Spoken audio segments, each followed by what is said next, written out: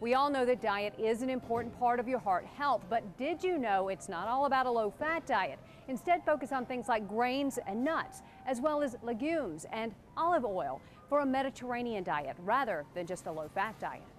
For years, we told patients that really a low-fat diet was the best thing for the heart. And two recent studies in the last year have shown both a reduction in heart disease and in diabetes with the Mediterranean diet. It has actually 30 to 40% of their calories are from fat, but mostly in the form of olive oil instead of from meats or from butter. So what's recommended is sort of the bottom part of the pyramid be fruits, vegetables, nuts, olive oil with every meal.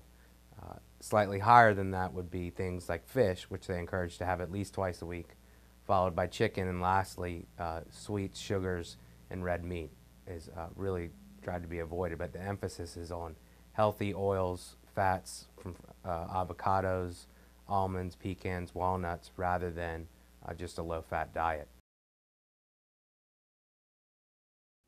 If you feel tired during the day, that could be a sign of sleep apnea, and sleep apnea could be a sign of heart disease. Sleep apnea is a really underdiagnosed disorder. There's so many people out there who have it who don't realize it, and the reason is the patient doesn't know they have it because they're sleeping.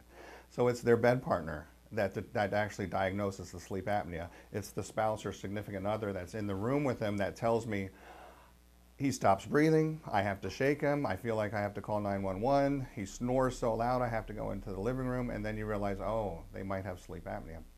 So sleep apnea is a disorder of sleep, obviously, but how it affects the heart is that it really influences the pulmonary pressures, or something we call pulmonary hypertension, and it can really stress the heart, specifically the right side of the heart.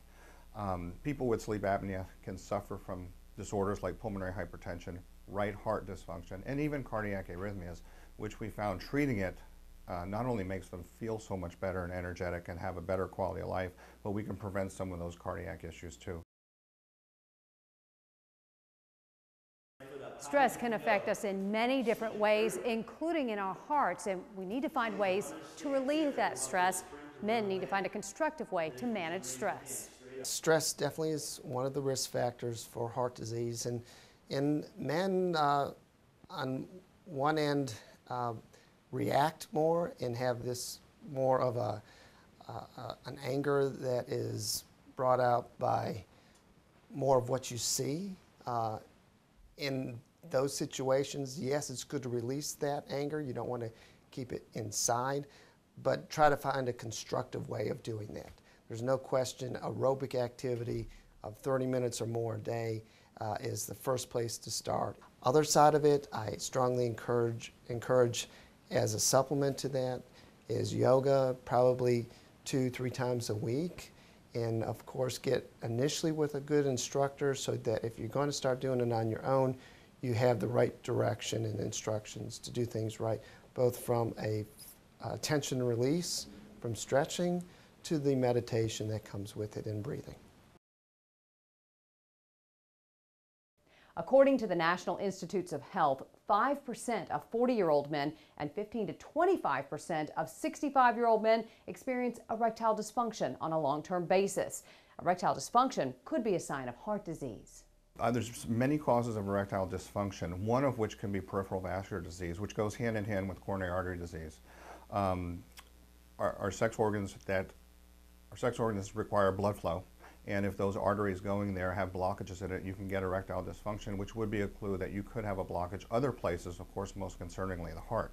So people with erectile dysfunction should be screened for coronary artery disease. There are lots of other things that can cause erectile dysfunction. Medications are very common in this day and age. There are about 7 million stroke survivors in the United States, and a previous stroke can put you at risk for heart disease. We're finding more and more that that causes of strokes that we didn't know the cause of was from an abnormal heart rhythm called atrial fibrillation. A lot of people don't know they have atrial fibrillation, or they've been told they have an irregular heart rhythm, but aren't treated appropriately. So anyone with a history of stroke, and certainly a history of stroke and an abnormal heart rhythm, certainly needs to see a cardiologist to make sure their stroke wasn't from their heart.